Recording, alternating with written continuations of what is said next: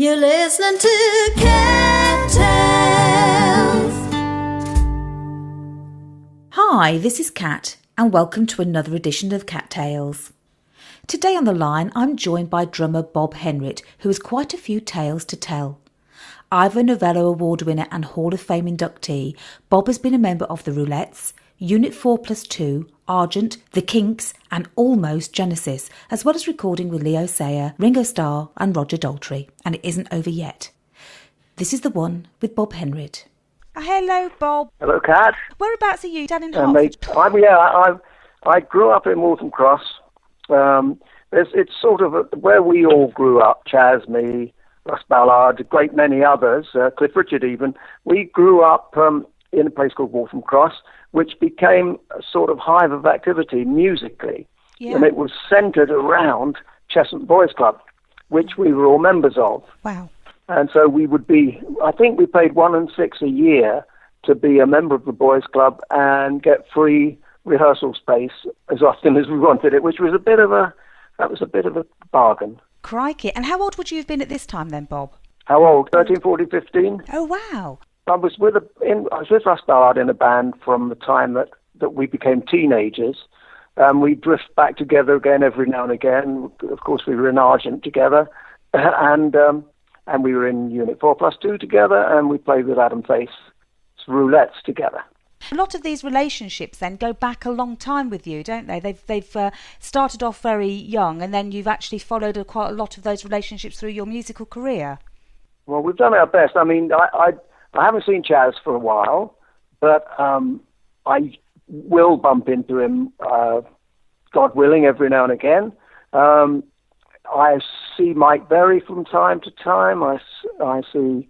Yeah, I mean, we're all of an age when we like to actually get together. It's nice, isn't it? Although really? It's not. Well, I mean, the Roulettes do a get together every now and again, and it's very nice. We go for an Indian, or we're going for a pizza, or we go for anything really. And we guess what we talk about? Music, probably. Sometimes music, but mostly grandkids and gardens. Yes. Well, that's what life is, though, isn't it? Which is so wonderful. You know, it's not all about the career, is it? No, but it was a little bit incestuous at the time because we would all be swapping bands, if you like. I mean, I would play with Mike Berry, and Mike Berry's drummer would play with the band I was in, and I'd play with Chaz, of course. And that was how it went on. We saw no end to that. And then we did drift apart a bit because the world at that time was a big place. It's not a big place anymore. It's not, going to LA isn't a big deal. It used to be. No, that's right. Still takes time. Yes. And it's certainly not the big deal of going to Australia. No, not like it used to be, did it? So you've obviously travelled these far-off places, have you, as part of your career over the years then, have you, Bob? Absolutely. I mean, that's the thing about being a musician, is that you have to travel, or to be a successful musician. And if you don't like travelling, then perhaps music's not for you, because it involves a lot of travel. Charlie Watts says that he's been in the Stones for 40 years. That was 10 years playing and 30 years hanging about. That's probably very true. Which, of course, is it's about what sums it up. And funnily enough, I've always been fascinated by travel.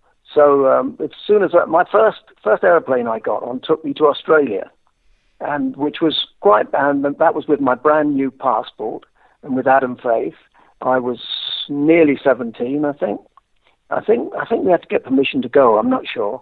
And that was my first journey. And then after that, I was hooked. It took us 45 hours to get there. Wow, that's incredible, isn't it? The plane was stopping at places like Rome to fill up with petrol.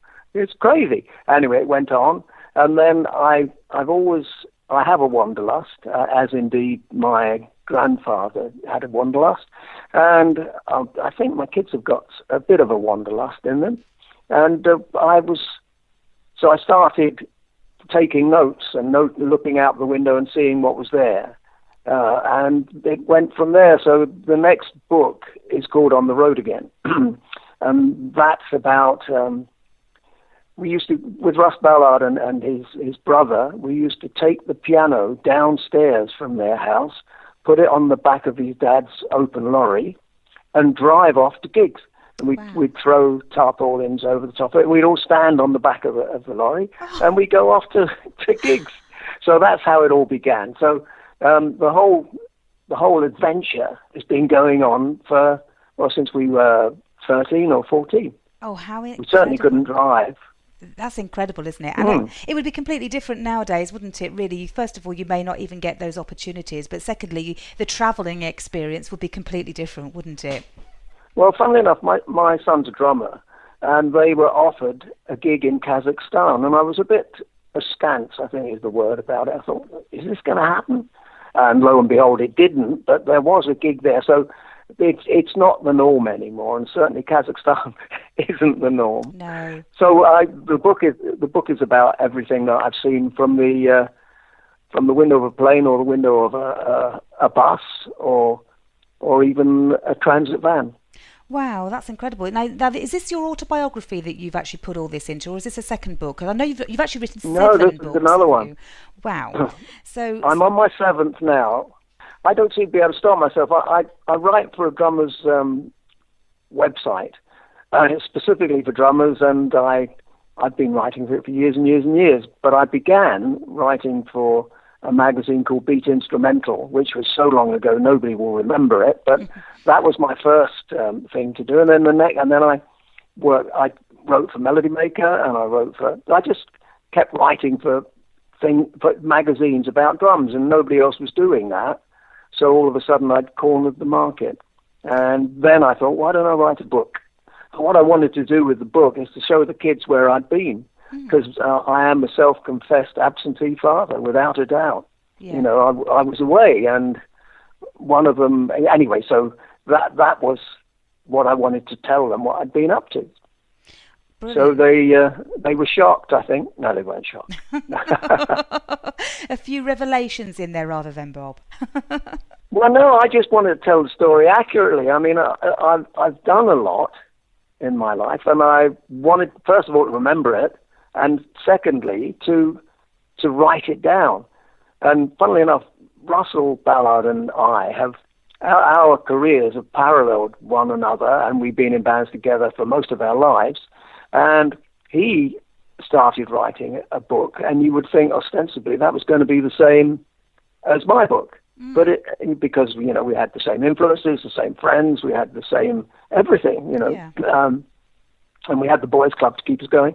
And that, and his turned out to be different to mine, which, so the thing, what you can't do when you're writing the book is have a committee decision on what actually happened, because you'll never finish the book if you do that. You can't have all your mates around you, because everybody has a different view of what happened. And indeed, Keith Moon said to me, never let the truth get in the way of a good story. I love it. No, that's so true, isn't it? You know, everybody's got a different perspective on everything, haven't they, really, in their own individual experience, and that's terrific. Yeah, we're all different. Well, we're all different, and we're all the same, as I think a song once said. Yeah, that's true, isn't it? So if I may just take you back to the beginning of your career then, Bob, you know, you've obviously just said about you all hanging around together and having various friends that, you know, you've gone on to do exciting projects with. But it almost started, didn't it, when you joined a skiffle band, you were introduced by your neighbour and friend Harry Webb, I believe, into Adam's Faith's band.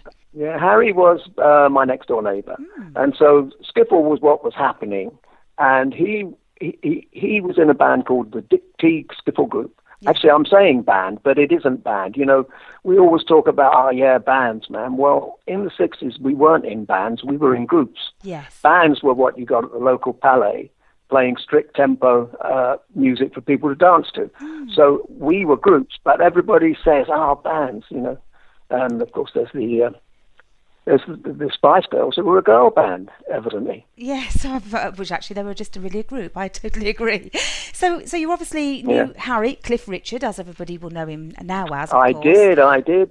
He came over after partition from India and moved in with his uncle and aunt, who lived next door to us, and stayed there for a year or three, and then moved on.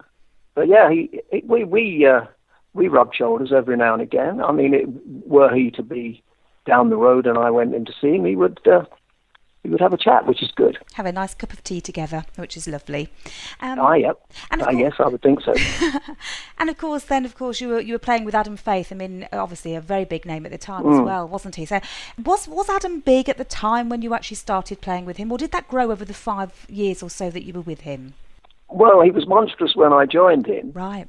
And he'd had the John Barry 7 backing him. And funnily enough, I don't know if you know Bobby Graham, but Bobby Graham was a drummer, and he came from round here, and he was actually in the John Barry 7. But either the John Barry 7 wanted too much money, or Adam Faith's management didn't want to pay much money. But anyway, the next thing, I was auditioned for the job and got it, and then Russ Ballard joined, and then we went from there.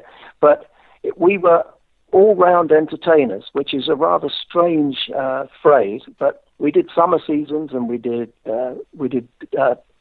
pantomime, and so that was what we did. And we worked for the army, and we did, it was that sort of thing. It was definitely not just doing rock and roll. Yeah. So we were moving rock and roll into variety, because the gigs that we did would be variety theatres, and you do them for several months, and then you start again and go back to the first variety theatre where you started.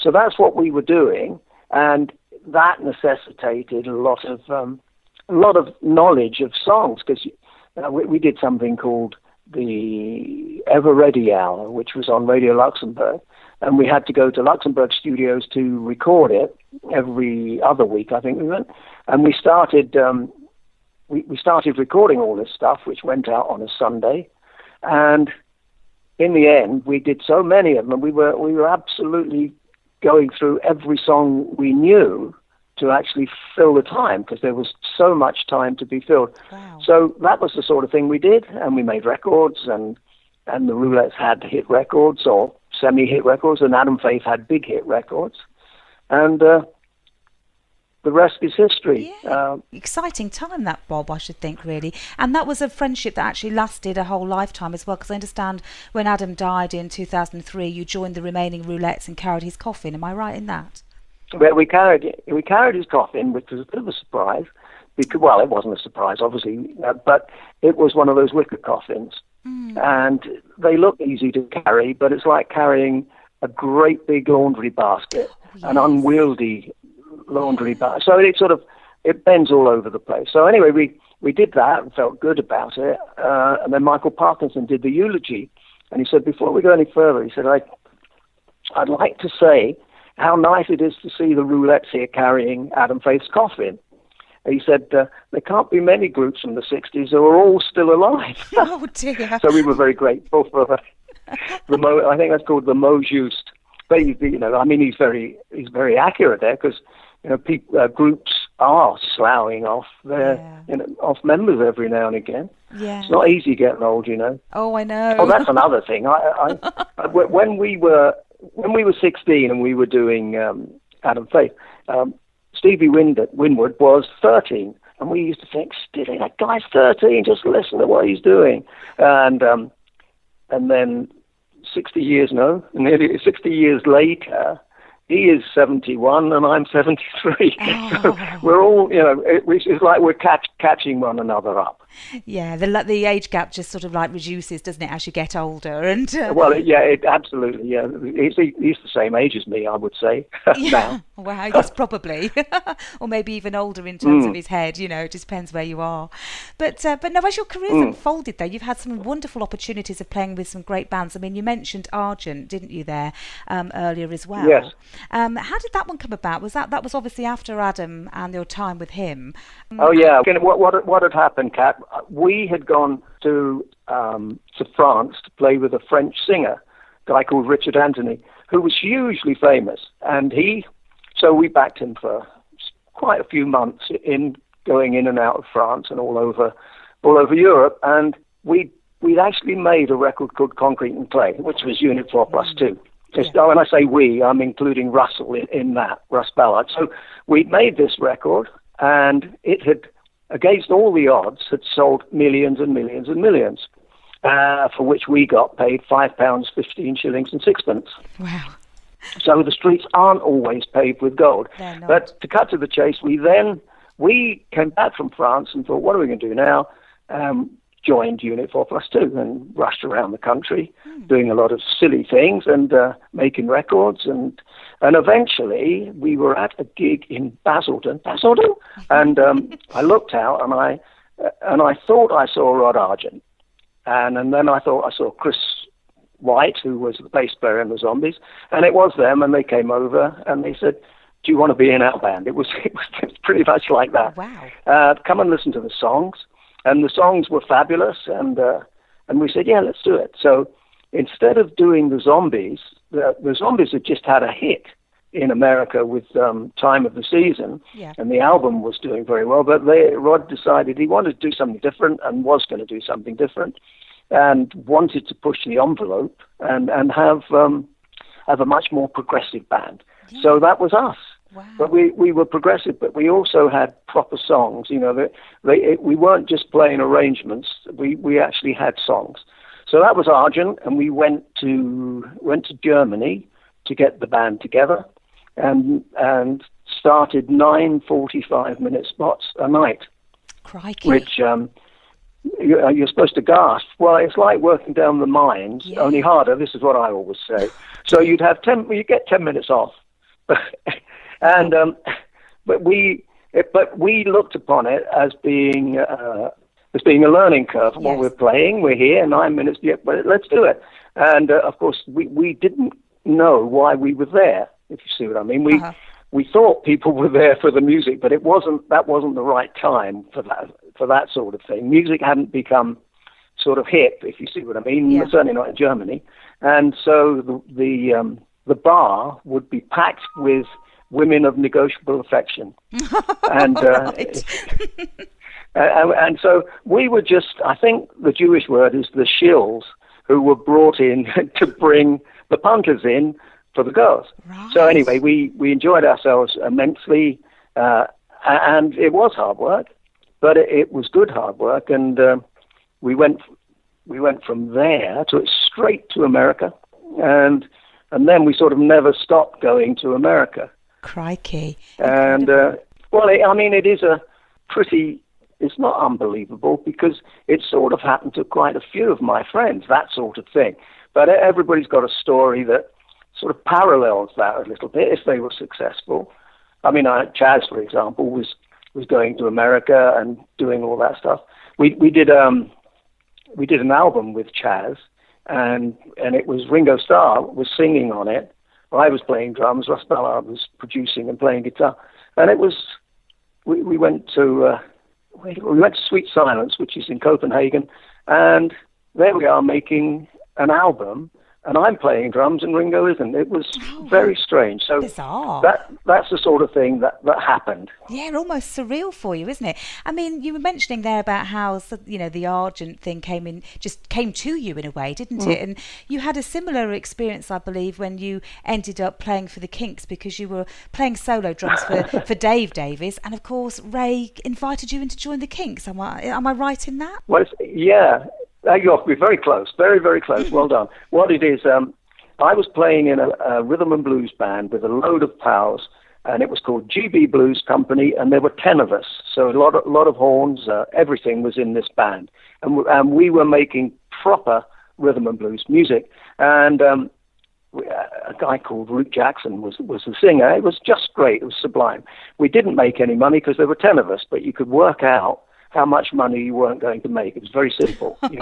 Easy to divide by 10. Yes. So anyway, we did loads of gigs, and we played at the Torrington, which you probably had never heard of, but it's in Finchley, and it was a great gig. It was a big pub, and everybody played there, of a progressive nature, and we played there with GB Blues, and I looked out into the audience, and I thought, that looks like Ray Davies.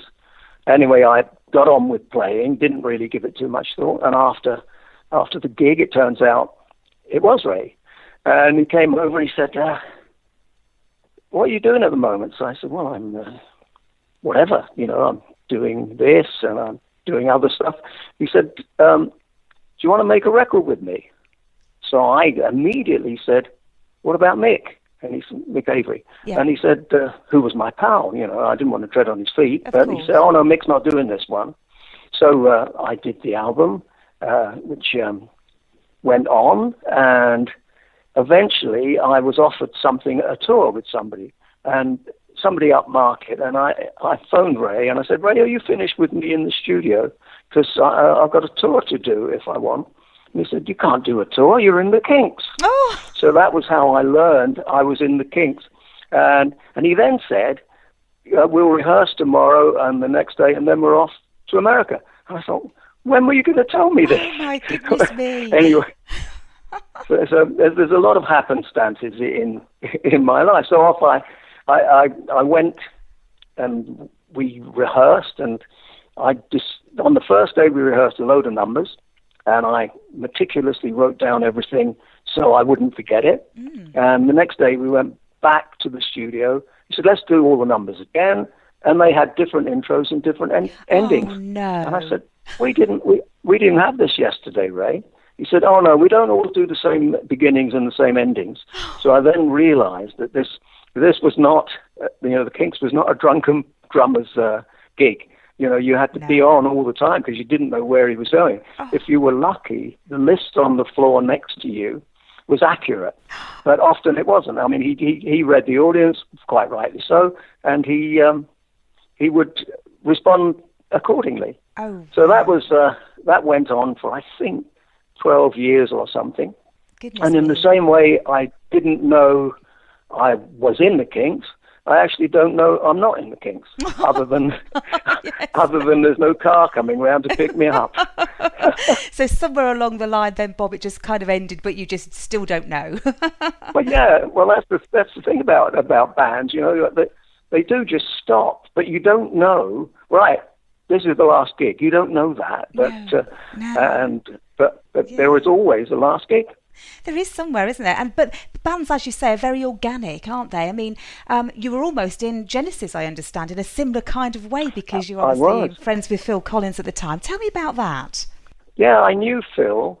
I can't say that I knew him when he was a child actor, but I knew him reasonably. We would bump into each other, and he liked what I did, playing wise, and I was ill.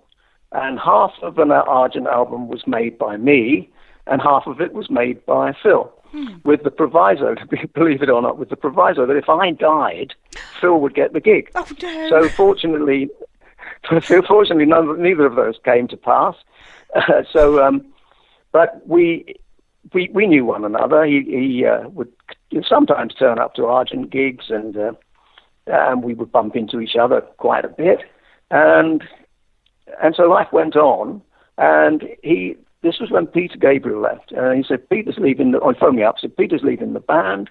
I don't know what to do. He said, I'm thinking I'm going to sing.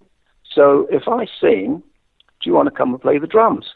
So now, this sounds ridiculous and everything. Why on earth wouldn't you join Genesis? Well, Phil didn't know what was going on. Nobody else knew that it was, I mean, of course it became hugely successful, but nobody knew that. No. And there were no plans, and so anyway, I didn't do it. There were some contractual problems too. And, but I mean, the thing about any musician, they'll tell you they missed out on some opportunities simply because you can't help it. And I mean, the adage is opportunities look much better looking back at them, hindsight rather than looking forward at them. Yeah, that's true. Yeah, 2020, of course. Yeah. But you see, in between all these wonderful opportunities, and you've obviously played with some fabulous bands as well, but you've actually had some good session work as well, haven't you, with quite a lot of different kinds of musical styles. You've worked with the punk scene as well, as on one extreme to Leo Sayer and Don McLean and Roger Daltrey. All sorts of opportunities there, really, which came your way. Well, yes. I mean, the thing about being a musician, or let's say a drummer, I'm not saying drummers aren't musicians, but being a drummer is you've got to be versatile. If somebody wants you to play in a certain style, you can't say, that's not my bag, man. No. If they've booked you, that's what you do. So I'm and probably because of Adam Faith, I'm very malleable as far as music is concerned, and it's because of all the diverse music we had to play with Adam Faith. I mean, I actually did something for Lionel Bart for one of his shows and recorded this stuff, and it wasn't rock and roll by any manner of means, because apart from Living Doll, he didn't do rock and roll, that's for sure, you know. He did Oliver, that's what he does, you know, so it was all that sort of thing, and that was one end, and the other end is probably punk along the lines of, I had a drum shop called Drum Store, which was in Wardour Street, and it was about 50 yards along Wardour Street from the marquee, and every now and again we would get somebody coming from the marquee saying, "Are there any drummers here?" And we would laugh and say, "Yeah, this is a drum shop. We're all drummers. Well, can anybody come and do a session for us?" And we say, "Why? What's wrong?" And the producer would be ready to pull his head off, because punk didn't want to do more than one take. You know, we obviously died in the war musicians. We'll keep going. There was one Argent track that I know we did 51 takes off. So, you know, that's what you've got to be capable of doing. Yeah. But punks didn't want to do that. So I would rush along, or one of the guys would rush along, and we'd do the session. And we'd do it as many times as they wanted it, and we'd play it as loud as they wanted it, and we'd play it as vigorously as they wanted it. And that's what we did. I have no idea who I played with, because they came and went. I'm not going to say what I'm going to say, but you know, they were. I mean, I see Rat Scabies quite a bit, and I see a lot of those drummers from having had the drum shop. But the problem was, punks never wanted to pay any money. Yeah. They would come in and say, "Got any second-hand drumsticks?" or "Got any second-hand heads?" And we'd say, "Well, no, we've got this new stuff we sell." And they would say, "Well, we ain't got any money." And of course, that was their excuse. Oh, so that was the drum shop era, and which was great fun while it lasted. And every now and again, I wake up thinking, you know what, I'd like to have a drum shop again. Yeah. And then I go back to sleep. Yes, you think perhaps not. As quickly as I can. Yeah, best not. Yeah. Best not. Well, it's. I mean, the thing about music shops is that I don't know where your nearest one is, but you know, they are becoming few and far between. They are indeed, aren't they? I mean, the music industry has changed quite a bit. But I think it's interesting what you're saying there about musical styles and your versatility as a drummer. And I suspect that's probably why in '92 you actually received Ivor Novello Award, didn't you, for services to music? I did. How did that feel? That was incredible. Yeah, it was good. I was with the guys, Ray and Dave and the rest of the band, and they gave me one of those statuettes, which, interestingly enough, I mean, I don't think I'm worthy, but I've got it, and I'm looking at it now, and it's an Ivor Novello Award. Yes. Easy for me to say. Quite surreal, really. So, I mean, adulation is good. Well, anything that marks what you've done in the music industry is always very acceptable, because we're all showing off. That's what gets you into music in the first place. The second thing is to meet the opposite sex, or it was in those days. Yes. And the third is for adulation. Yeah, and of course you know, as a member of the Kinks, you've been inducted into the Rock and Roll Hall of Fame as well. So I guess that does mark a pivotal point, doesn't it, in a career, saying, do you know what, I've actually done quite well.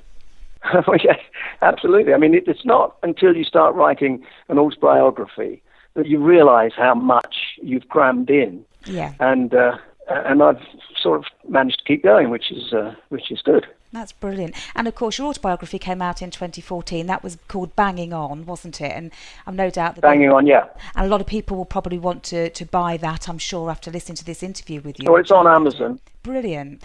And you referred earlier to On the Road Again, which is your touring days, wasn't it? I'm not quite sure what to call it, but it's a touring diary, and it's about all the places that we went to. I mean, just to encapsulate it, I would be with Don McLean going through Wyoming on a bus, for example.